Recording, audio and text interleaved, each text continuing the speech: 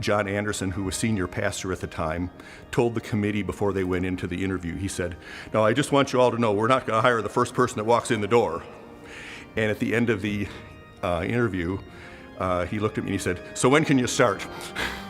41 years later, here I am. The way this organ came about is kind of an interesting story. There was this old asthmatic organ here that really needed to be replaced. And a woman died. Her name was Kate Frierson. She had been a secretary for some oil man, and he said to her, "Now, Miss Kate, every week I'm going to take a little bit out of your paycheck and I'm going to invest it for you."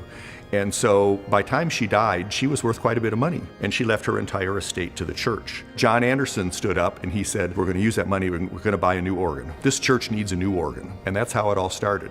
He had the dream of a new organ, and somebody in this church had thought far enough ahead that this church might need something someday that it couldn't afford. The year that I came was the year that this organ was installed. And I had no idea in the world that I would spend the majority of part of my career with instruments like we have here. The highlight of my week is 11 to 12 on Sunday mornings, usually. Invariably, someone will come up and say, "I just love that piece you played this morning." I look at it kind of as missionary work. What I play on Sunday morning might be the only live music these people have heard all week long.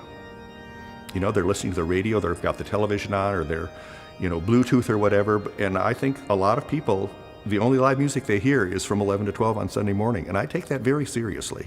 The longer I've been here, the more this place has become family to me. I don't have a family. My parents are both dead. Most recently, I would say in the last 6 weeks since my husband died, I have received notes from people that I don't even know who they are. Even now, 6 weeks later, yesterday I got a note from somebody who's a member of this church. I recognize the names, but I can't put a face to them. I can't thank them for their note because I don't know who they are. But they know me. And it's been a real blessing. That's one of the reasons why I say this place is my family. I signed a new will yesterday, and the church is my major beneficiary. I'm not a member here, I'm an employee, but they're still my family. And I want this place to have the resources that it can have to do what it needs to do. And I'm willing to step up and do my part for that. There are people that drive 40 miles to come to church here. They pass probably 15 Presbyterian churches on their way because there's something here that speaks to them.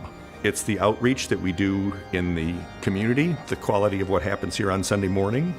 I think it's the quality of Christian education. I think it's the quality of a lot of things going on here that I think attract people. That's why I think that pledging is important, because we have programs here that need funding, just as there was the Children's Hospital and the Children's Home and the Stew Pot. There will be another big thing coming along, and it will need the same kind of support financially. And it doesn't matter if you put $2 in the collection plate or if you put $200 in the collection plate. You matter, and your contribution matters.